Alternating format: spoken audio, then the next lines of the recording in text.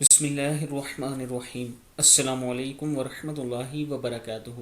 عابد راجہ channel کی طرف سے آج میں اپنے دوستوں کو رسول اللہ صلی اللہ علیہ وآلہ وسلم کا ایک فرمان سناؤں گا۔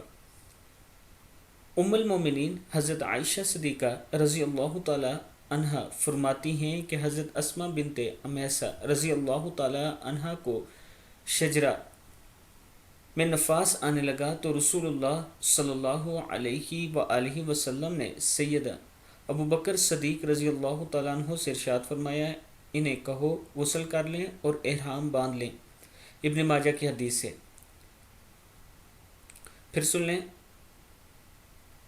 ام المومنین حضرت عائشہ صدیقہ رضی اللہ تعالیٰ عنہا فرماتی ہیں کہ حضرت اسماء بنت امیسہ رضی اللہ تعالیٰ عنہا کو یعنی حج کے دنوں میں نفاس آنے لگا تو رسول اللہ صلی اللہ علیہ وآلہ وسلم نے سیدنا ابو بکر صدیق رضی اللہ تعالیٰ عنہ سے ارشاد فرمایا، انہیں کہو غسل کر لیں اور احرام باندھ لیں۔